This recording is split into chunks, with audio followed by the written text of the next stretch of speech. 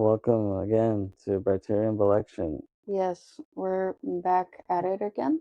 Yeah, and we're closing out our Pride Month, late And- Pride Month. Yes, very, very late Pride Month. And not just Pride Month, but season one as well. Yeah, yeah. How have you enjoyed this season so far? Me? Yeah, Well, I think it's good. I just wish that we would have gotten more episodes done, but life happens and we just have to keep going and try to make up for it whenever we can. But if we just run out of time, we run out of time. yeah, exactly. But we're not really going to take a break. Season 2 will pick up pretty much right where we left off. That'll be coming very soon, Yeah. like by the end of the week soon. So we're doing one last film, and what film is that, Aileen? So, since we said during our episode of Crazy, we said that we were talking about French toxic masculinity, and this will continue with this movie. And this is it's actually a French Belgian production, and it's called Ma Vie en Rose, and this was directed by Alain Bellinet. Okay. And so when did you first see this? Well, this is what I'm about to get to. So I actually remember that I randomly saw the DVD at the Chula Vista Library, more specifically the Civic Center branch, because this was maybe almost, if it wasn't 20 years ago, it was almost 20 years ago. And I remember that at the time, I was going to that library quite a bit. And I don't remember seeing that movie other than at that location. So I remember I had never heard of the movie before, so I just picked it up and I saw the cover and I thought I was pretty intrigued, honestly. I thought I saw this child, but I wasn't really sure what else was going on other than they're wearing a veil and they really had this kind of feminine aspect to them. But I thought, you know what? This seems really interesting. I'm checking it out. And really, it was the first movie that I was really conscious of the main character being transgender. So I was around 18 or 19 when I first saw it, and I was pretty, I would say I was relatively unfamiliar with the whole transgender aspect. And I was actually surprised that they would have a release for it in the Americas, just due to all the bigotry that has oc- that has occurred over the years, and we still see some of it to this day. Yeah, so that's how I first heard about it. Yeah, and I think I heard about it, yeah, like in '03 or '04.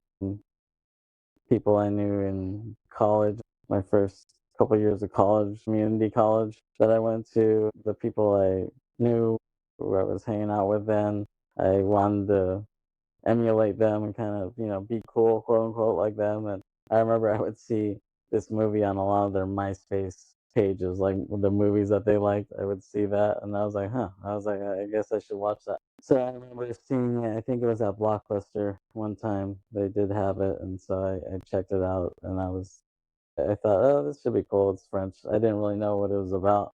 I mean, I read the back of the box, but still, kind of was a little bit confused. But yeah, so I watched the film and I thought it was pretty cool. And even at the time, I feel like maybe I was too young. I didn't get it enough. It was really ahead of its time as far as the transgender movement. It was really ahead of its time. If this was like a taboo movie, like I mentioned on the Crazy podcast, like Europe is just really ahead of the US and the UK. Like they're definitely ahead of the UK, but so if they're ahead of the UK, they're way ahead of the US. Oh, They're a lot more progressive. So in the US, people only started hearing about transgenderism maybe like 10 years ago, like with Caitlyn Jenner and stuff like that. not even Caitlyn Jenner, to be honest.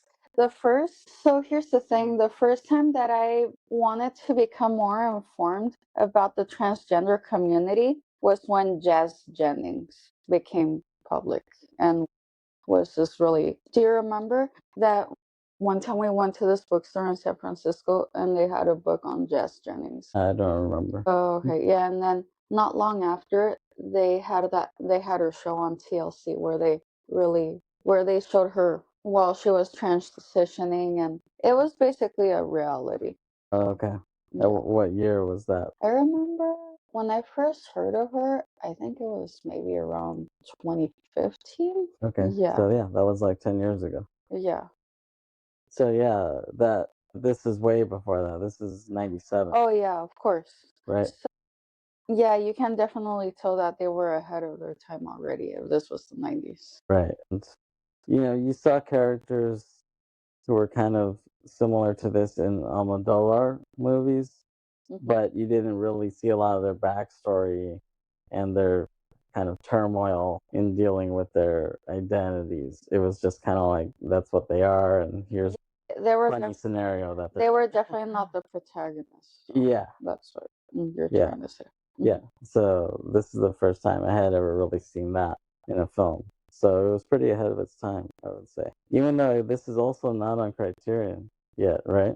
No, it's not. It's kind of shocking. I'm sure it'll happen one day for it. Yeah, but when? It's all about licensing. Pick it up. Well, it's the studios. I mean, maybe Canal. I don't know. Was it Canal Plus who You know what? did the distribution? Where is the case? I thought I just had it here a moment ago. I don't know. Did you put it away? No, I had it here. Oh, well, I don't know where it's at. Okay, well, wherever it is, but you know what? I'll just Google it. It's a lot easier than looking for the DVD. Yeah, that's why phones were invented. So, what did you want to get into talking about the film, or do you want to talk about something else before? So, how about, I was thinking, or should we read the Wikipedia Yeah, description? you can pull it up. Sure. Well, since I'm already pulling it up, I'm going to. Okay, yeah, you're right. The main production company was Canal Plus, which we already know that's pretty big in France. Yeah. So Eurimage, I don't know if that's how you pronounce it. Yeah. So CNC, which would be CNC, but just saying it in French. Yes. And then CNC Music Factory. I guess, and then TF1 Films Production. Okay. Yeah, the last one. So those are the production companies. Okay, we'll get to. It's kind of a long description, just letting you know. I'll try to condense it. Okay, I'll try to condense it really quick. All right. So this is the Wikipedia. It's the plot, and the plot is pretty long. Okay, or how about, you know what? Screw Wikipedia. I'm going to IMDb because I know that oftentimes their plot summary is relatively short. Yeah. Yeah. They don't want to write paragraphs for their little blurb. Yeah. So I'm just going to read the IMDb plot summary. Yes. It says Ludovic is a transgender girl who is coming out. She talks of marrying her neighbor's son and cannot understand why everyone is so surprised about it. Her family and neighbors struggle with her actions. It's pretty short. That's pretty concise. Yeah. But that does explain the plot. Yeah, it does. Okay. Do you want to start talking about it? Yeah, sure. All right.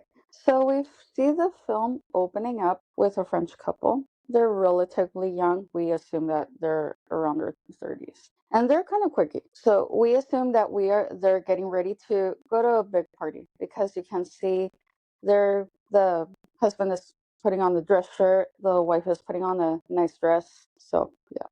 All right. So they're talking about another family, the family.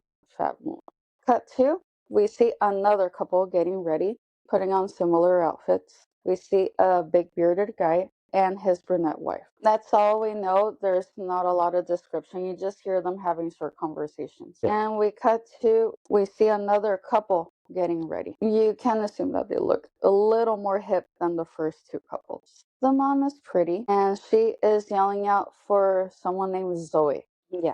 Which is one of our favorite bands, right?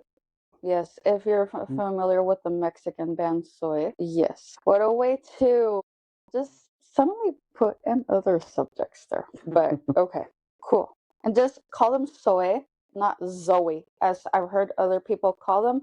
And it's like, you know, when the chalk just runs through the whiteboard and that squeaky, annoying sound, and it just really dulls your ears. Just, yeah, I Yeah. compare that pronunciation to that sound.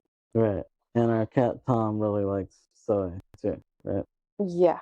He's a big fan. Yes, he is. And he's just sitting here. He's nodding. Yeah, so he's behind the scenes. Right. Hmm. He's producing the show today. Yeah, if he's not walking around. Okay. All right. So after we see all the three couples getting ready, we eventually see that they're actually all attending the same gathering. So they're all coinciding. And we see that it's actually a birthday party outside one of their houses. And you can see that it's in a patio. And we see upstairs inside that house, there is a kid dressing up. Okay, so the grandma is wearing pink and she's driving by in her yellow car, and the dad and the family welcomes her. The other families in the neighborhood come to the party and they start breaking the ice. They figure that they can actually speak to each other in tu form, not in vous form. If you know the differences, it's just as in Spanish when you use tú and usted. You use tú when you want to be more familiar with the person, but you use usted when you want to be more formal or you're not very familiar with the person, more or less. Yeah. Yeah. So that's the way that they start communicating amongst each other. The dad introduces his family, which is actually the last couple that we see getting ready. So he introduces his wife and his older kids. The kid who is getting dressed upstairs starts walking down the stairs and almost trips on their heels. They make a grand entrance to the party in the patio, and the kid is dressed like a pink Frida Kahlo, according to Kevin. Yeah. With the head dress and yeah. This reminds me a lot of her. Well, that's interesting because I think they were supposed to resemble more of a princess rather than Frida Kahlo. So this child is standing there, and the crowd doesn't exactly know what to make of it. They just stare at them. And the dad says, "This is Ludovic. He is the joker of the family." And all the guests just start clapping. They're like, "Hey!" Yeah. When the dad introduces them. And Ludovic just stands there. And then we see the mom starts washing off Ludovic's makeup in the bathroom and gives them a lecture about coming out dressed like that in front of other people. The dad is not very pleased that that he would come out to the patio in front of all these other people, at least with a dress and flowers on his hair. Right. Yeah. Then we see the grandma doesn't really like the Edith Piaf music as she considers it to be a little too old. So she busts out some house music Yeah. for all the other guests to listen, and she starts dancing. Ludovic goes and dances with her, and he's happy to just be in her presence. Yeah, she's a cool grandma. Yeah. I would love it if she was my grandma. Just the fact that she's hip. Yeah, exactly. I would have liked to have her as a family member as well. Yeah. Yeah. Next, we see that they're at school and they're doing a show and tell. And most of the kids brought either Game Boys or other types of electronics. But then we see Ludovic showing two dolls who resemble Barbie and Ken. And the kids start laughing at him for playing with dolls. The teacher does find it interesting, though, that this would be his choice of toys. The bearded guy's son, Jérôme, brought a toy truck. And he happens to pull out an earring, which apparently belongs to Ludovic. Right. Yes. So you can see that he has pulls out the earring, but none of the kids know why he has it. Only Ludovic realizes that's mine. Okay. So at recess, Ludovic sees Jerome. Jerome throws a rock towards him playfully, not trying to hurt him. Mm-hmm. And he tells him that he lost something. And so she meaning Ludo, says, "You did too." And he shows the earring Mm-hmm. to her. Mm-hmm. And Ludo's grandma picks her up from school. Right here he's still a he. Yeah, Actually. okay. So his grandma picks him up from school at that point, and Ludo has a fantasy of his dolls based on some website that he goes to, and it's like another version of Barbie's dream house, basically, like a French Barbie's dream house. And he dances to the theme song with the grandma, which I really like. The theme song; it's very cool. Yeah, it is. So it was Zazie. The song is called Rose by Zazie, who's a big French singer. I like some of her songs.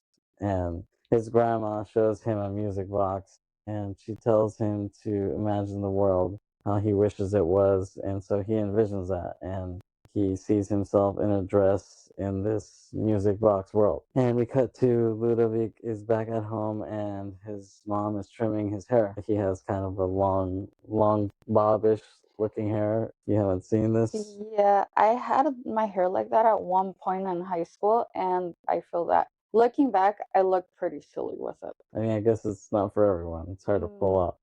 No, but I feel that Ludovic pulled it off pretty well. Yeah, it matches him. So they're at the house of Albert, the bearded guy, the big bearded guy. Ludo's mom is talking to his wife as she is tailoring her dress. And Ludovic is with Jerome because that's their son. Yeah. And they both go into Jerome's sister's room and they see her girly toys. And they start playing with the toys like they're getting married. And they pretend the big teddy bear is the priest who's marrying them, marrying Jerome and Ludovic. yeah. And then Jerome's mom suddenly takes a peek at their ceremony. She walks in and she sees everything going on, and they look back at her like, and Jerome is kind of like, he's freaking out. Yeah. And Ludo's like, and she faints at the sight of that. She's like, oh my God, like, I can't see that. Yeah, of course. And then Ludovic then fantasizes that his doll Pam ties up both of the moms, his mom and Jerome's mom. Yes. And he flies off with her and Jerome to be happy in their little world that they have. Of course. And then Barbie dream house type of world. French Barbie dream house. Okay. Yeah. And so, but then we cut to Ludo's mom makes him snap out of his whole thing, the wanting to marry Jerome and the fact that he wears dresses, and she's yelling at him that Lisette's daughter, who happens to be Jerome's mom, so that her daughter and his sister, she had passed away, and what they both did in her room was actually disrespectful to her. And he says, how would I have known that? But then she said, you're 7 and you should not be dressing up like that. So she wonders what is wrong with him, to which she tells her that one day he will marry Jerome. She tells him a boy cannot marry another boy. So then, not just that, but Ludo also tells her that he will be a girl. And she says, that is nonsense. You will not be a girl. So now that he has revealed that he will be a girl, now we are going to change her pronouns to she, her, because this makes it official. There you go. Yes. All right. So then we now see, and back home, Ludo's father is not happy with her mannerisms, and he is upset at Hannah, his wife, for not cutting Ludo's hair shorter. He is now ashamed, as people outside the family know, specifically the neighbors. They already know, especially Albert and Lisette. Yeah. And the neighbors who they're close with. It's not just some asshole neighbors that you never talk to. They're actually like friends with them. So, so it's different. Yeah. And so Pierre, who is Ludo's dad. Pierre storms out to the patio and attempts to do some pull-ups, I guess, just to release his energy, release his tension. His anger. Yeah. And Ludo makes amends with her dad, Pierre, and they're seen fixing themselves a snack shortly after that. So I guess they kind of made up a little bit. Yeah, for a little while. Yeah, but it's going to be a rocky relationship throughout the film. Yes, of course. Just how Zach and Crazy also had a pretty rocky relationship with his dad, Gervais. Yeah. Yeah. There is a similarity here. Yeah, for sure. So next we see Jerome's dad, a big bearded guy, having his own. Yeah, so he's taking his own and the neighbor kids carpooling to school. That's really what he's doing. Yeah, so he's carpooling them. He's taking his own kids and the neighbor kids. Yes. To school all together. Ludo's dad tells him he will start taking Ludo with a psychologist, and that everything will get fixed, quote unquote. Ludo's dad seems ashamed and wants to make himself seem better in front of the other neighbors to not have to worry about Ludo and the entire family reputation. yeah, exactly. And the kids are at school, and Jerome refuses to speak to Ludo. Their teacher lets Jerome change seats to not have to sit next to Ludo, and Ludo is sad and cries to her sister during recess. It is very sad. The teacher almost reminds me of our French teacher that we had at San Diego State. Can we say her name or no? No, I guess we shouldn't expose her, but she kind of reminds me of her. she was She really was nice. she was attractive. Yeah. Oh well, of course you'll notice that about her. But I remember she was really nice, and I remember that every time, because a lot of times we as students would already get to class before her, and I remember she would just start walking down towards her podium, and she would be bonjour class. Yeah. But then here's the interesting thing So about her. the stereotype is true, right? A lot of times it is, and for her it was, because as she was walking by saying bonjour class, all of a sudden you would get a whiff of her underarms. Yeah. She would not wear deodorant. No. She looked very clean, but she would not wear Yeah. deodorant. She would just go raw, and you could smell that from feet away. Yeah, of Yeah. course. And like sometimes you would stand next to her, she might hug you, and it'd be like, whoa. Like, yeah. And she had like no shame in her game. Like, she didn't care how she smelled. She's just like, I'm French, and that take it or leave it. No, I feel that if I went around like that, I would have killed people with my smell. Yeah. Yeah, she did her, yeah. I could smell her armpits for sure. I mean, she was still attractive, but Yeah. that was not pleasant. Yeah, I guess her husband was used to it. That's my assumption, because Yeah. I do know she was married. She was. So what was weird is that during our semester, she missed a lot of time. She actually missed like a few weeks of the class. And then what was weird is that when she came back, I didn't even notice it. Like, girls in the class noticed it. They were like, "Oh, did you notice that now she doesn't wear her wedding ring anymore?" And all the guys were like, "No, we didn't notice that." And all the girls were like, "Oh yeah, I noticed that too." Girls notice, guys. Most guys don't do. No, guys don't notice and they don't care. And if they want something, they'll still probably hit on the chick regardless if she has the ring or not. Yeah. Okay, interesting. But I think she got remarried, because I know that she ended up having more kids after that. Wow. Yeah. She already had like two at that point. Yeah, So. no, she ended up having another two, because Damn. when I took her, she told us she had 4 kids. Damn. Yeah. Okay, that was weird. I think her first husband was in the film industry because I remember, or something like that, because I remember her saying something like, she told the class, she was like, "Oh, I was at the Toronto Film Festival." Like I guess, yeah, I think it was because her husband, she said something like, "My husband works in the film industry." I guess that's why she was there. Interesting. So it all goes back to French film. Yeah. So yeah, the teacher in this reminds me a lot of her. Yeah, I see what you're saying. Yeah. So then we see so Ludo and her parents are actually there at the psychologist appointment. Ludo asks the psychologist if she can play with the toys, to which she lets her do that, even though her parents are wondering, why do you want to do that when you're supposed to be here with us in the meeting? And she said, it's okay, just let her be. I'll talk to both of you. She asked them, what do you have with she would have been born as? Her mother admits she would have liked the girl, but still accepted her quote unquote son at the end of the day. And after after they meet with the psychologist, they make Lulu believe that she is a boy. So they make her throw all her girl toys and dolls and her clothing to start anew and start acting like a boy. Right. So Ludo is seen outside approaching a girl and attempts to kiss her, but she pushes Ludo away, saying, "I don't kiss girls," is what she tells Ludo, right?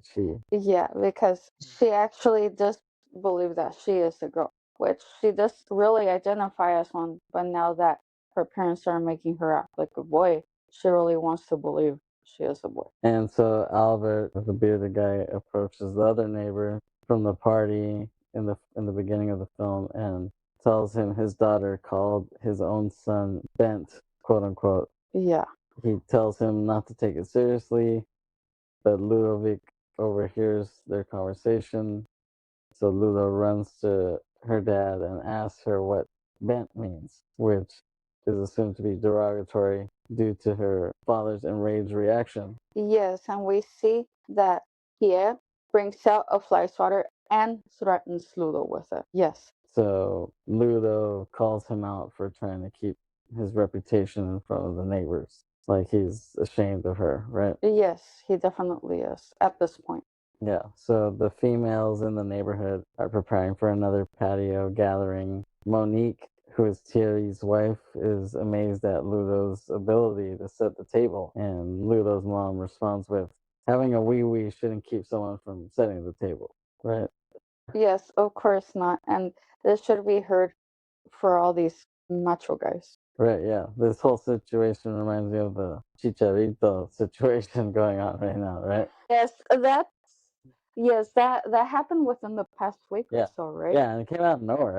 I really had no. And I never understood how that even came about because he was being interviewed Mhm. and they asked him a question on what he thinks of the position of women, and his response was that women should be in the kitchen cooking. Right. It was super random though. Yeah, and inappropriate, and it's definitely sexist, especially considering that we're now halfway through 2025. Yeah. Well, he's pretty stupid because I feel like it's already hurting his career. So. Well, it has been because his soccer division is not renewing their contract with him. Yeah. So he's gonna have to do some damage control ASAP. I haven't really heard anything from him after that. I haven't You would think either. he'd be apologizing profusely right now, but I haven't heard anything yet. So we'll see what happens. I have a feeling he's already being canceled. You think he's gonna pull a Tiziano Ferro, whatever? Well, his name is Tiziano Ferro. And for those of you who are not familiar with Tiziano Ferro, he is an Italian singer. And he was actually pretty popular in Mexico, maybe about 20 plus years ago. But then he said something derogatory towards Mexican women that immediately got him canceled. He apologized profusely, but that did not work. Yeah, his career in Mexico never really bounced back. Right? No, it didn't. And he was really popular at one point. Yeah.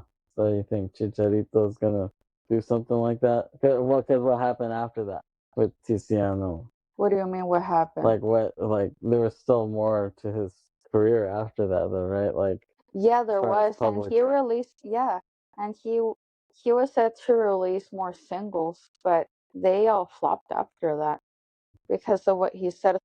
What he had actually said was that Mexican women have mustaches and that Mhm. they're unattractive. And he said that on an Italian talk show, but he never thought that it would make way across the pond. But it did Yeah. because actually, someone in Mexico who actually spoke Italian fluently got a hold of it, and let's say that spread that throughout all media. And yeah, people were enraged. Right. Yeah. But what happened in Tiziano's personal life after that, though? Yeah, well, I know that he later came out as gay, maybe around 2010. This was sometime during the early 2010s. He came out as gay. Chicharito's gonna do that? I'm not saying that because I know that he is married and both he and his Right. wife have started a family. Right. But I just feel that I feel that what he did say was pretty sexist. Yeah. Misogynistic for sure. Yeah, for sure. Well, so this what they're saying here reminds me a lot of what he was saying. And maybe he should have watched this movie to get that anyone can set the table, no Yeah. matter what your gender is. Maybe Chivas is gonna have him do these as like a training, like a sensitivity training. You need to watch Ma Vie and And then they'll take him back maybe. You never know. You might need to watch because Crazy Ma Vie. see with him. And actually, it's even more shameful that Chivas does not welcome him welcoming him back because that's the that's the soccer team from his hometown because he's originally from Guadalajara. Right. So even his hometown team doesn't want his ass. So that's pretty bad. It, Yeah. what's worse, him or the cheating couple at the Coldplay concert? They're both pretty bad. They're both on Schitt's Creek right now. Not the show, like literal Schitt's Creek in a creek full of shit. Yeah, well, what a description. Anyways, so at this point, cut to Monique asks how the appointments with the psychologist are going, and Hannah or Anna, really how Yes. you would say it, Yes, it's Anna. but yeah, Mhm. but it has a H that's silent. Yeah. So Anna says they're going really well, and Lisette responds that Albert says that crazy people don't need to be cured by other crazy people, and Monique says that if her daughter wanted to be a boy, she wouldn't know what to do. Elizabeth, Ludo's grandmother, says Mhm. that we should let children live their fantasy, but Thierry says that's nonsense, and Anna interferes by asking if the meat is ready. She kind of changes the subject, Yes. and upset and defeated, he goes back to the grill. Thierry, right? Yeah, he just goes back on, turns around and just goes back to grilling. Yeah, I guess that's what the guy's place is supposed to be, right? Yeah. And all these dads basically work together at some sort of advertising agency, right? Yes. Something like that. So We get the idea that that's what it is. yeah. So Ludo's dad, Pierre, is drawing something, and Albert is there, and he gives him advice. He's like, "Fix the lettering here; it'll be good." And then Albert asks if Pierre is nervous, and Pierre says no, which he might be lying for whatever reason. But then Pierre asks if Albert has been nervous ever since the issue happened with the kids, between Jerome and Ludo, right? Yes. And he says, "Oh, you haven't been the same since then." He assures him, "Oh, Ludo's been okay since he's seen the psychologist. He's a kind of a weird kid, but he doesn't mean any harm." But Ludo can hear this. He's in the other room and he can hear this whole situation. And Albert says, "Ludo doesn't need a psychologist. You, Pierre, you just need to let Anna stop making decisions for the kids." So he basically kind of disses his wife. Oh yeah, of course. And Pierre says, "Oh, every kid is different. You can't raise them all the same. I mean, you wouldn't know because you only have one kid." And then he thinks, he's like, "Oh, sorry, I forgot," because his other kid passed away. Yeah, of course. Then Albert says, "I had one kid taken away from me and I won't have another." So they get into an argument there, but then Ludo walks in and he breaks it up by just saying, "Oh, the food's ready." And so they see him and they just stop arguing. Yes. And then, Remember, she's a she at this point. oh, okay, yeah. Yeah. And Albert walks out of the room, and then Pierre tells Ludo, "Sorry, I got wrapped up in my work." And Pierre asks Ludo if she wants to spend time with him. And we cut to Ludo's playing soccer at the park. She falls down. Yeah, she falls down, but her dad is cheering him on, and they're both happy in that scene. We cut to Ludo eating snacks on the grass right after that. And then she's at home, and her sister walks in, and she asks her, "Am I a boy or a girl?" So it says. So he says, "Let's say a boy. At your age, things are so easy. When you're 15 and you start dating, it's hard. Things get more complicated." So she asks her again, "Am I a boy or a girl?" And she says she doesn't know. And she tells her about chromosomes and how they create your gender if you're a boy or a girl. And she mentions the X and Y chromosomes. Then she asks, Ludo asks, "Oh, but doesn't God decide if you're a boy or a girl?" So he says, "Well, yeah, I guess so." So we cut to he's imagining this, and we see God's hands creating Ludo from chromosomes, and he throws these chromosomes down at their house, and we see these X and Y letters getting thrown down, but then one of the X chromosomes, he's supposed to get two X chromosomes. So he gets two X chromosomes and one Y chromosome, and two of the chromosomes are supposed to land inside the house. Right. Yes. But then one of the X chromosomes gets thrown into the trash. Yeah, so we see one X and one Y fall into the house, but then we see the other X gets thrown in the trash, and it just so happens that it's actually one of those bins, like from the that you have outside when the trash gets picked up by the truck every week, and it has the lid open. So you just see the egg falling in, and then as soon as it falls into the bin, you just see the lid fall closing. Yeah. Speaking of which, tomorrow's trash day, so we gotta have that at the ready. Right? Yes, we do. So yeah, so seeing that visualization seems to make sense to Ludo. Kind of like, oh yeah, I'm a girl. Just one of my other X chromosome went in the trash. It didn't go in the chimney. And people are like, what the hell are you talking about? Yeah. So yeah, and then but when he imagines that God doing that, and then he looks at the wall and he sees that they have a cross on their wall, and he's like, oh, Wait, who does? Ludo. She. Yeah, she. Sorry, I'm going to have to keep correcting Kevin because he keeps misgendering Lulu at this point. Yeah, I keep forgetting. So Ludo looks at the wall and sees the cross, and she says, "Oh, real funny," because of the whole chromosome situation. Here, yeah. So like seeing that cross on the wall, it kind of reminds me of Crazy, because it has this religious overtone to it. Not that it's a religious movie. The cross is a theme of the film, and when you think about it, these two movies have a lot of parallels. I guess just being queer in the French-speaking world is a theme, and French toxic masculinity, which doesn't get talked about very often, I don't think, is a theme. So yeah, if you see these two movies, these are a pretty good double feature actually. If you watch them back to back, you can see the parallels between them. Yes. So we cut to, and we see a public bathroom as the camera pans to the right, and we hear Ludo asking how she looks when she pees, and her friend Jerome looks at her feet from the bottom of the stall, and he tells her that her feet look normal, but then Ludo starts peeing, and Jerome's like, "What's going on?" And you're peeing, and then she says, "Oh, it's a test." And Jerome says, "For what?" And she tells Jerome, "I'm a boy girl."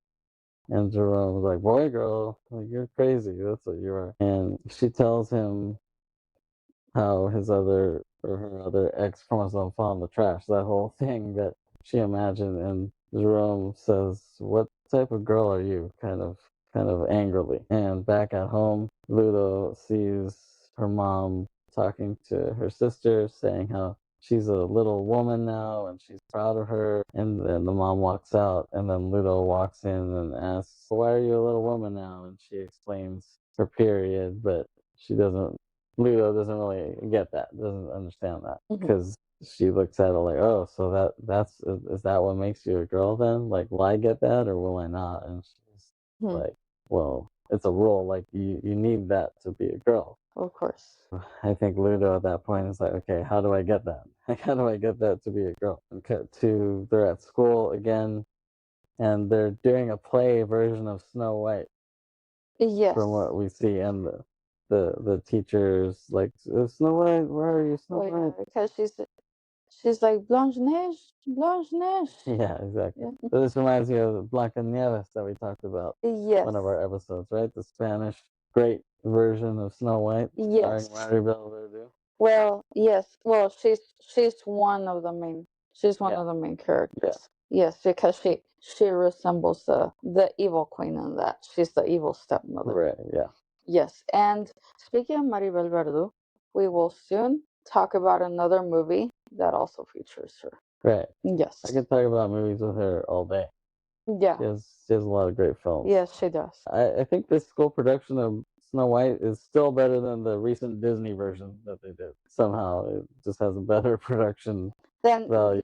Than the recent Snow White? Yeah. Yeah, I don't know what they were thinking. Yeah, they weren't. Peter Dinklage is still pissed off about that. I don't blame him. About these fucking doors, fucking Snow White. He's fucking pissed. Google that if you haven't seen that. So this is still better than that Disney version. And So they need to do the scene, so they just start going into the scene. The teacher is just like, okay, Snow White she should be in the box where she's sleeping. Or in the in the casket. Yeah, in the casket.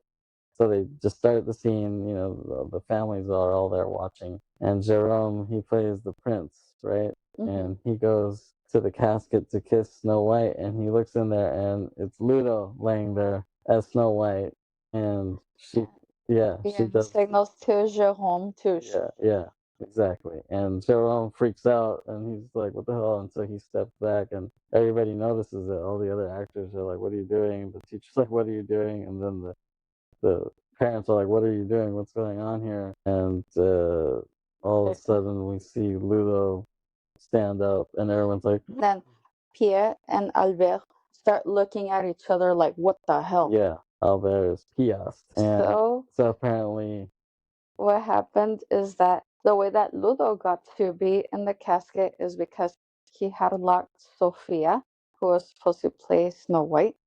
He had locked her in a room, which we assume that it's the dressing room or something like that. Yeah. Yeah. Yeah. And she's just telling him, Ludo, let me out. But yeah, so what she did was that she had actually placed a chair on the door as a way to lock her in because the actual door didn't have a lock. Right, exactly. Like you've seen that in other movies. Oh yeah. I've seen that too. Oh yeah. Not to.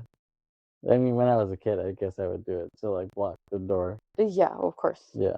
So after the show is over, they walk out of the school, and all the townspeople are just staring at them softly, and they have to take this walk of shame out of the school to their car. And after that, the family is at the dinner table debating the whole situation.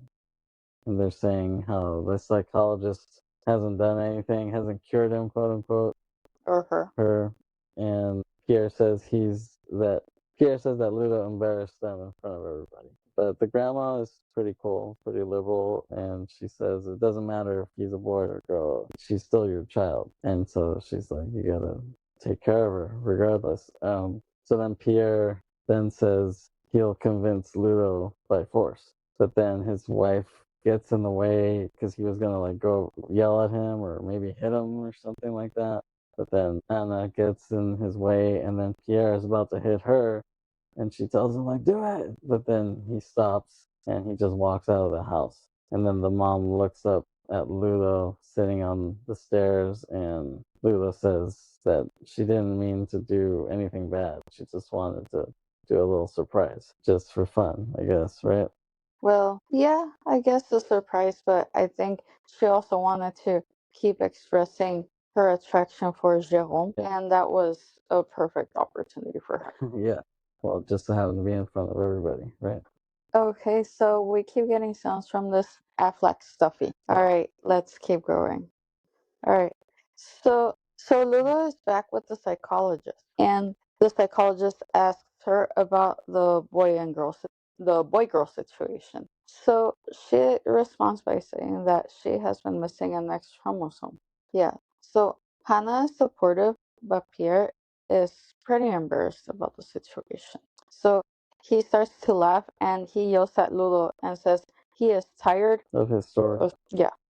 Okay. Yeah, and so he walks out of the office, and his wife chases after him and tells him to stop and try to understand.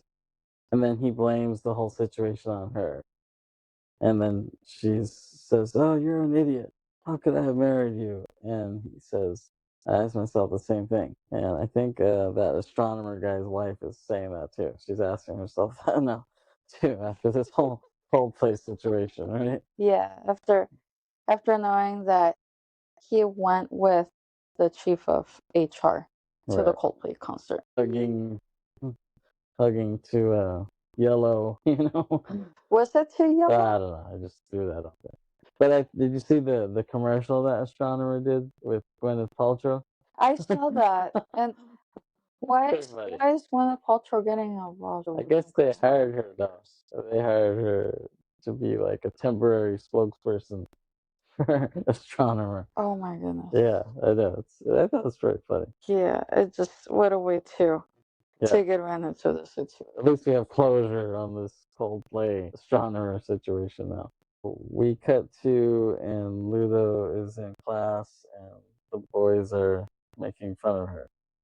And then some lady comes to the class, and they tell Ludo that she needs to get all her things and come with her. And she seems pretty pissed off, the lady. So Ludo goes, and the parents are talking with the director of the school, and the director says that 20 parents have signed a petition to kick Ludo out of the school. Yeah, and he mentions that he would not like to expel Ludo, but unfortunately, because of all the signatures and a lot of the parents complaining, he's just going to have to comply. Right. Yeah, Yeah. exactly. So we cut, and the mom is at a bus stop with Ludo, and she's pissed. So she tells Ludo to just stop with his whole with her whole boy girl thing. Right. Yeah. So we cut, and we see that Ludo's soccer team has won this match that they just had, and they're kind of celebrating, and they're in the locker room, and the other boys start making fun of Ludo, and they're about to beat her up. And so Jerome sees this, but he just walks away. He knows that these other boys are gonna beat up Ludo, but he walks away. And her two other brothers who are on the team are seeing this too, and they kind of don't know what to do. But one of the brothers is kind of about to get up and fight, but the other brother holds him back. He stops him from intervening. So I guess we just assume that Ludo gets beat up by these other boys. And after that, at the dinner table, they say that they can't find Ludo.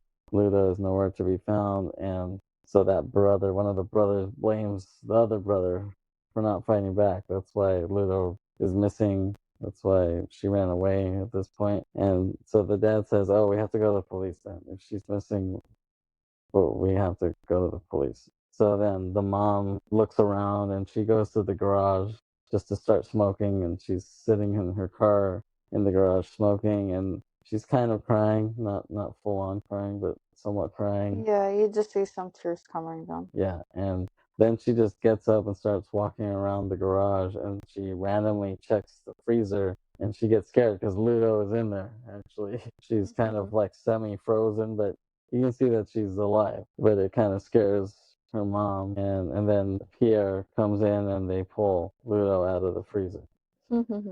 And now the dad and everybody is happy to see Ludo. I guess they were so worried that she might be missing or dead, so they were relieved to see her. So the dad asks Ludo if she wants anything you want, like we can do it for you, get it for you. And then Ludo asks if she can wear a skirt to Sophia's birthday party, and the dad's like, "What? Like, no, like anything but that. Like, no, like not that." And but then the mom and grandma are like, "Just okay, shut up. Let's just let her do it." And so he's like, "Okay." So we cut to Ludo and the family walking in the park, heading to the party, and Ludo has her skirt on, and she's really happy. And the other families and kids see them, and they see Ludo with the skirt, and they're kind of like, "What's up with the skirt?" They ask the parents, and so they say that they're letting Ludo wear it because it will kind of take away the taboo. They're like, Ludo, at least psychologically speaking, they're saying that maybe Ludo is just attracted to this lifestyle because they keep banning it. So they're gonna like try it out, not banning it, letting Ludo do whatever. That way it stops being a taboo, Yeah, of and course. she's less interested in it, supposedly. So they try that route. And so yeah, and then they end up having kind of a good time at the party. The mom is dancing with the other ladies there, and yeah, they end up having kind of a nice time. And the other parents are like, "Okay, well, yeah, if you want to take away the taboo of it, go right ahead." So they let them do that. Hey, we're back. We are. So we had to do this in two parts. Once again, Ma Vie was part two. Yes. So, well, all sorts of things happen. It gets really late, so we just have to continue it the next day. But we are back, and So it's after the party that they go to at the park, and they try to take away the taboo by letting him wear the skirt. Yes. And or her, letting her wear the skirt. And the other families seem okay with it in the moment, and it seems like they're having fun. They're dancing and they're having a good time. Everyone seems to be happy, so you don't really think anything of it. But then the next day or so, the dad comes home and he's kind of breaking down, crying, and they ask him what's going on, and he says that he's been fired from the company because supposedly because he has the least seniority. They, like he says, they told me since I'm the last one to come in, I'm the first one to leave. But he kind of doesn't buy that in a way, or the family doesn't buy it. And then Ludo hears this and asks if it's her fault. Mm-hmm. And her dad says, no, it's not. It's because of stupid people. So that's what he thinks anyway. That's what he tells her. But then the mom is really upset and she says, everybody was smiling and happy at the party, but now they show how they really feel. They're a bunch of hypocrites. And she does tell Ludo, yeah, everything is your fault. And she gets really angry at him. And it's kind of interesting because at this point, you see like a kind of a role reversal from what I noticed. You see, the dad started off being more the hard ass on everything, and the mom was really lenient. But around this point, the mom starts being a hard ass, and the dad gets more, which I find interesting. But yeah, it makes the story more interesting, I think.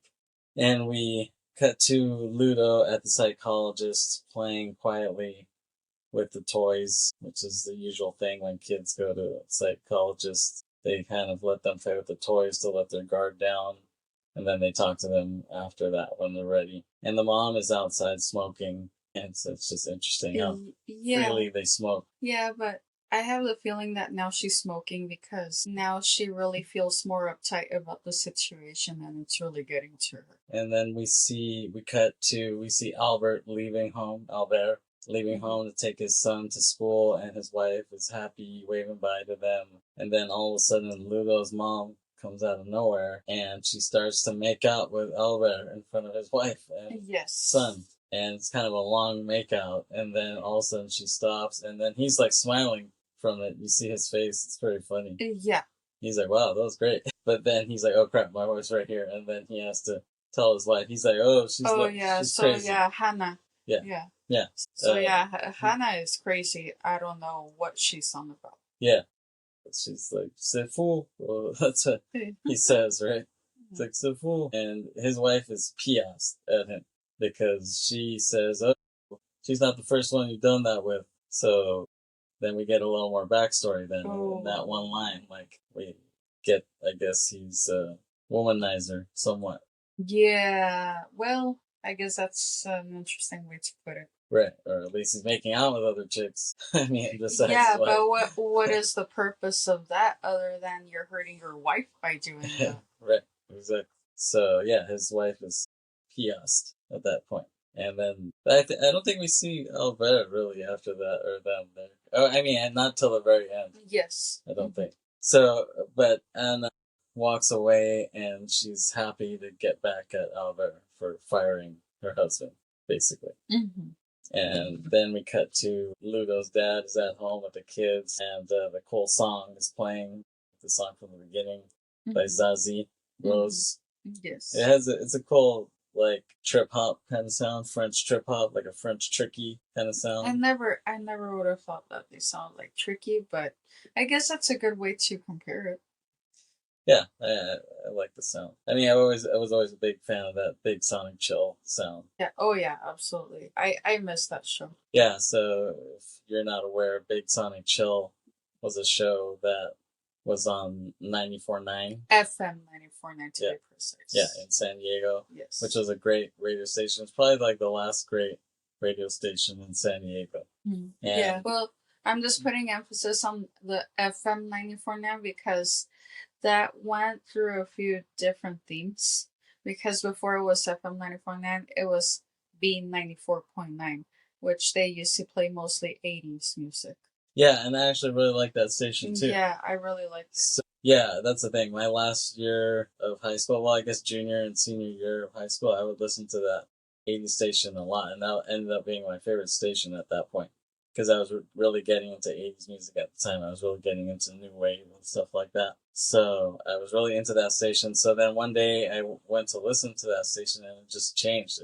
I was hearing some kind of crappy rock. I was hearing like new metal type of rock and some other grunge rock that I didn't like. And I was like, what the hell happened? What happened to the 80s station? And I thought it was lame, so I was kind of pissed off. But then one day I was driving to school, and I was like, there was nothing else to listen to, so I put it on that new 94.9, and they're playing some song I had never heard of, but I was like, oh, this actually sounds pretty good. I was like, I wonder who this is. I was like, it almost sounds like The Clash, but it was like a song I had never heard of. And then the DJ was like, that was The Clash with this, and I was like, oh, that was pretty tight. And then I kept listening to the station, and then it got better after that. And I was like, station's actually getting pretty good all of a sudden. Yeah, it was like that for me as well, because I remember when I first noticed that they turned it into this alternative rock station, I actually was pretty upset. Yeah, for exactly. the first couple months until I noticed that the music was actually getting pretty good. Yeah, exactly. It got better as time went by. And then they introduced this show called Big Sonic Chill, which they would play. They would play at night. They would play it pretty much from Sunday. It was from Sunday to Friday night. Well, it was from 10 p.m. to 2 a.m. Yeah, that's a long time. And so I would stay up late and listen to that show all the time. And it was like my favorite show. And I actually got to be on the show at one point when they did this coup d'etat thing, and listeners got to come in and play their own music. So I actually got to be on there once. But it was after Midori, the original host, was on there, so it was like kind of disappointing. But at least I was still on it. So that was cool. And she had left right before, actually. Yeah, she did. She had left like a few months before that. So I just missed the cutoff. But yeah, this is the type of music that I got really into at that time, thanks to that show, honestly. So the dad is home with the kids, and that song is playing, and Ludo is asleep. But then she wakes up and starts to smile, and the kids tell the mom to go outside, and she sees that someone tagged up their garage door, and it says some homophobic remarks on the door. And the mom then decides she's pissed off, she's tired of being embarrassed by the whole situation, so she decides to get the clippers and cut Ludo's hair. Yeah. And this is a real, like, emblematic scene. Yeah, it really is. And you can see that the whole family is watching her clip off Ludovic's hair, and she gives her this quote unquote masculine cut. But to me, I find this scene very heartbreaking and devastating for her, because I feel that she really didn't deserve it. Yeah, exactly. And Ludo is crying, and the mom starts to cry too, and the rest of the family kind of watches in horror / sadness. Yeah, and it's crazy how the mom is doing it, not the dad. That just shows you the role reversal that they went through. You would expect something like this to be from the dad, the strict dad, but the fact that the mom is doing it, that's kind of crazy. And yeah, she starts just being more of a hard ass, and he's more accepting in a weird way. And then she walks Ludo to school the next day, and the other families look on as they're walking in, and they're like, oh wow, like Ludo's hair is cut. And then Ludo tells the mom that she hates her and she wants to live with grandma, where everything is better, right? With grandma. Yeah. So, or at least it seems so. But I think in Ludo's case, she is better off with her grandmother. Right. So then we cut to her riding in the car with grandma, and I like his shades that she has on, and her the Georgetown Hoyas hat that Ludo has. I like that. Yeah. I remember my brother had some Georgetown hat like that, and he let me have it after a while. Because it's like it got old and he got new hats, so he was like hand me down. So I remember I would wear that hat sometimes. So it was like I like the fashion in this. I mean, similar to Latin, like you see Latin, which is just from a couple of years before this, another French film. You see like the fashion, even though they're in France, they're wearing like college, U.S. college football jackets, like Notre Dame jackets and other jackets. It's kind of funny just how people around the world are inspired by American things. And then the dad has a meeting with the family, and he tells everyone kind of like, I have some good news and some bad news. So he says, I got a new job, and everyone's like, woo! The family's happy. But then he says that they'll be having to leave town with his new job. And he tells them where it's at, and the grandma is there, and she says to Ludo, like, oh, that's kind of far. Yeah, but it's probably better off for them considering everything that they've been facing due to their transphobia. Yeah, exactly. I mean, and it just so happened to work out where he needed a job and he could only get it hired, somewhere else. And then, then they could get a change of scenery too and change the whole situation. So the mom asked Ludo, what does she want to do? Does she want to stay here with grandma or go with them? And then Ludo says that her stomach hurts. If I was her, I would have stayed with grandma. Right? Yeah, I would have as well. That would just be a no-brainer. Yeah. Well, and then her case, right? She, like I said earlier, she was better off with her.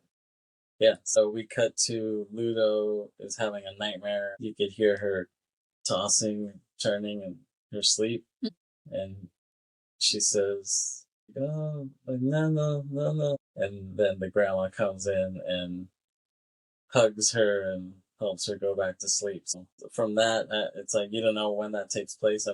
It made me think that he stayed with her. But then we cut to a fantasy sequence like the one that we see in the beginning of the film. But in this fantasy, we see Ludo has long hair again. And in this fantasy sequence, she is marrying Jerome. And the whole family is happy. And it's like a really happy affair. And then all of a sudden we see Albert hammering. He's hammering this for sale sign on their house. Mm-hmm. And then we see the family packing their stuff to leave. So then I guess Ludo ended up deciding to go with her parents, to where her dad's new job is at, which surprised me. It made me. Why do you think she decided to do that? I think because she thought at the end of the day, they're my parents. They're the ones who brought me to this world. Mm-hmm. And have been raising me, and not just that, but my siblings are around too. Yeah. I'm better off just staying off with them, and I know that she was close to her sister, but I'm assuming that that's why she ultimately decided to go with her parents instead of staying with her grandmother. Well, it made me sad for the grandma, because then the grandma is kind of saying goodbye, but then she's just too sad, so she just leaves. Yeah. She just kind of leaves in a hurry. Yeah, I think she's not only was she sad, but I think now she's concerned that she'll be alone.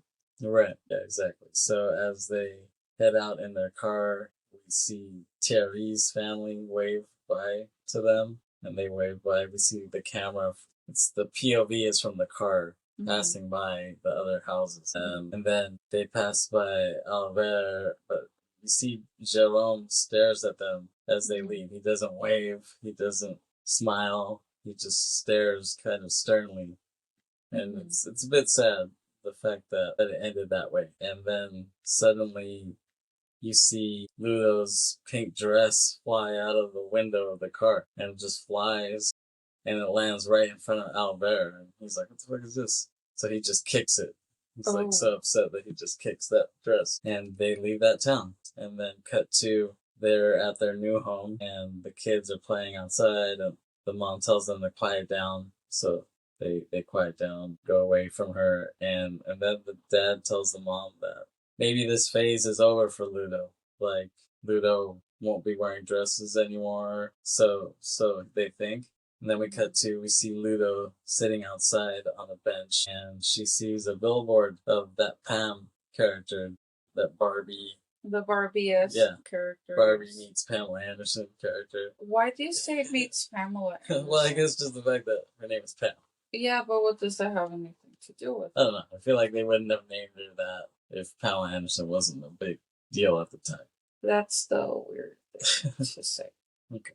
And then we see this kid with a slingshot shooting rocks at Ludo behind her. And that kid runs up to Ludo and says his name is Chris and he wants to play. And he's this redhead freckled boy, and Ludo's kind of caught off guard. It's like, what is this boy? Why does this boy want to play with me? And then in a strange twist, we hear a voice in the distance saying, Christine, Christine, come home. And this Chris character looks back and runs off, and he looks ashamed. And Ludo is like in shock from that, because here Ludo saw this kid and he looked like a boy, but then his name is Christine, so he's like, oh wow, like you're a girl? Or so then he has this revelation in his head, like, oh, there are other kids kind of like me. Yeah. And we cut to Ludo's mom is hanging clothes outside, and this lady walks up to her and sees her, and she says, my daughter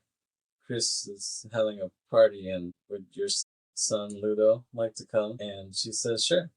She invites her, and they decide to go. So they go to the party, and Chris is dressed like a princess, and Ludo is dressed like a musketeer or something like that. And then they kind of go off alone together, and then Chris asks if they want to change costumes, if they want to trade costumes, and Ludo's like, oh, like, are you sure? And Chris is like, yeah. So Ludo agrees, and when they're about to have cake, Ludo's mom sees, and Chris's mom sees that Chris has on Ludo's costume, has on the musketeer costume, and so all of a sudden Ludo's mom freaks out right away, like really. Oh, she already had the feeling of what was happening. Yeah, really instantly. So she goes and runs around and tries to find Ludo, and she finds Ludo, and Ludo is running away in the dress that Chris had. But then the mom just runs over to her and she just slaps the shit. Yeah, she just slaps her right across the face, but pretty hard. Not just. She doesn't just slap her, but she really starts. She just grabs her and shakes her around. Yeah. But she was like, "What are you doing?" Yeah, yeah. She's pissed. Yeah. But then Chris catches up to them and the other people from the party, and Chris tells the mom that Ludo didn't do anything wrong. It was Chris's idea. And quickly, Ludo's mom feels guilty, so she runs after Ludo, but she can't find her. And she looks up and she sees that Pam billboard there, and she's kind of curious. And that Pam billboard has stairs on it, like a ladder on it, that where a lot of workers go to change the billboards. They climb that ladder. So Ludo's mom gets curious, so she goes up there and she climbs the ladder, and she looks into the billboard, and she sees Ludo is in this fantasy world of the billboard with Pam, and Ludo's mom calls out for her, but Ludo is sad and mad at her. So it's a little nice surreal sequence. And then suddenly the mom wakes up, and the family is surrounding her, telling her, oh, like, you passed out. Ludo asks if she should leave to change her clothes. Ludo's dad says, oh, just dress how you feel comfortable. That shows you that he's more lenient now, like I was saying. And then the mom gets up and hugs Ludo and says, whatever happens, you'll always be our son. And she hugs and kisses Ludo, and she kind of looks at the camera, too. I don't know if that was on purpose or was it on accident, but I like that they kept that in, because it gives it that realism. I like that. Like Godard, he always used to say, he said, when you make a film, you either start at documentary and end up making fiction, or you start at fiction and you end up making a documentary. So those little touches of realism, I like that. I feel like more films should have that. That's true. They should. And so as the mom hugs Ludo, that kind of fades out, and then we hear the end theme, the same song, Rose by Zazie, and we see the end credits. And yeah, that's the end of the movie, Ma Vie. And yeah, watching it again, I hadn't seen it in a while, but yeah, I could really appreciate it even more this time watching it. Just the storyline, like I said, the theme is pretty ahead of its time. And also just the craftsmanship, the filmmaking, the cinematography, I really liked. I could see that this was an influence on Barbie, at least the look of Barbie. Do you really think that Greta Gerwig was aware of that? I feel so, yeah. I feel like just the pinks of it, you couldn't deny that. Like Barbie had to take from this in that sense. That's true. Even though I feel that this is a way more serious movie than Barbie. Oh yeah, for sure. But, a lot of artists steal from things that are different, that have no, that's true. nothing to do with what they're trying to do. No, that's a good point. Do you have any other last words on Ma Vie? Well, I would say that even though this movie was ahead for its time, since it came out in 1997, it has been 28 years since, and unfortunately, I feel that not that much has changed. Right. And as hopeful as I'm trying to remain, at the same time, I'm scared for trans folks because, especially during this time with the Trump administration and all the dumb crap that they're pulling right now, like the fact that they're trying to ban gender affirming care or even just in general anything that would protect trans folks and would really benefit them health wise, because gender affirming care is actually crucial to their well being. So, and that's just only one part of it. Right. Yeah, it'll be interesting to see what happens. Everything works out for the best. I would hope so too. Anything else? Yeah, so one thing that I wanted to mention is that I really do support everyone in the trans community. Actually, I personally know people who are transgender. I have a friend who has a child who is transgender. I really wish the best for the well-being. And yeah, and just want to say that if you're listening to this, reach out to someone who you know that might need the support, because I know these are difficult times and they don't deserve any more obstacles than they probably are already facing. Yeah, thank you. You want to play the Rotten Tomato game? Oh, yes. And you know what? I need to start looking up the movie on my phone because I forgot to. I forgot to keep that tab open. Yeah. It's okay. So I should I should be able to pull it up in just a moment, and here it is again. Okay. So from critics, I have a feeling it's not that high. I'll say 79. No. Too low? What? Yeah. Here's the thing, and that I'm gonna point out before I have you guess. It doesn't have that many reviews from critics. And even from the audience, considering that you would expect a lot more. Right. It still doesn't have as many more as you would think. Yeah. Yeah, I think part of it is just it's kind of forgotten a little bit, the movie, and it wasn't streaming on anything right now. So we had to watch that on DVD. Yeah. Actually. And it was a DVD that we bought from this guy in TJ. Yeah. It's actually a record store that has been around for more than 30 years. It's called La Ciruela Eléctrica, which stands for the electric plum. I never asked him why he named it that way, but I do find it to be a pretty interesting name. Yeah. Well, I think part of it is like Electric Prunes, because there was a group called Electric Prunes in the 60s, so maybe that has something to do with it. Okay, let me guess again then. Okay, I guess it's a bit higher. Based on your reaction, I'll say 94%. 93. Okay. So, okay. Second time. Not bad. You were just off by 1%. Okay, great. The audience, I'm thinking lower though. I think the audience is a bit lower. But I feel like you said, it doesn't have that many views, and I feel like the people who would watch this, well, reviews, are more on the artsy side. Like, people who, like I said, like with crazy people who watch this film are not going to be Fast and Furious people. You know what I mean? And we don't expect them to be, and we wouldn't want them to be. So I don't expect it to be super low, but not maybe similar to what I initially thought with critics. So I'll say 80 from the audience. Too high? Too low? A little bit, yeah. 84? It's actually a little bit higher. 87? 90. 90? Damn, that's pretty good. Yeah. So 90 and 94. Well, yeah, so it's actually 93 from critics and 90 from audience. That's pretty even. Here's the thing. It only has 28 reviews from critics. Yeah. And it has just over 5,000 ratings from the audience. So even this movie is not super well known. Yeah, it has even less than Crazy, to be honest, right? Because Crazy had like 10,000. Yeah, at least from the audience, it had over 10,000. Yeah, critics was like a little bit more. It was like 32. I think it was 32 from the critics. And that movie is not as old as this movie. Yeah, this movie is kind of forgotten. It's a little bit buried. And like I said, we had to watch it on DVD, which luckily we had. Yeah, because I don't recall it ever be available on any streaming service, at least not for a long time. I think it was on Tubi, but just we caught it at a bad time. They don't have it right now. But I've seen it on Tubi before because I've seen that cover art before. Oh, yeah, that's true. Yeah, so, but just, Tubi's random. It can That's what I love about it, and that's what I hate about it, too.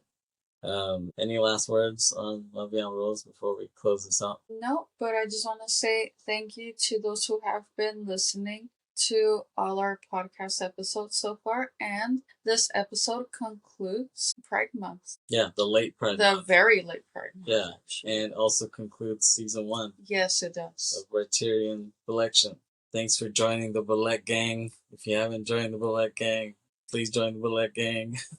Thanks so much, Bollect gang. And like I said before, you can watch videos of our podcast by becoming a VIP member on Patreon. If you're so inclined, we would appreciate it. And like and subscribe. Some people don't like when people say that, but otherwise, if we don't say it, who is? How will we get you to like and subscribe? Right, exactly. So show some support of some kind. Yeah. Thank you guys. Thanks for listening. Thanks for watching. We'll see you in season 2. Later. Right. Peace.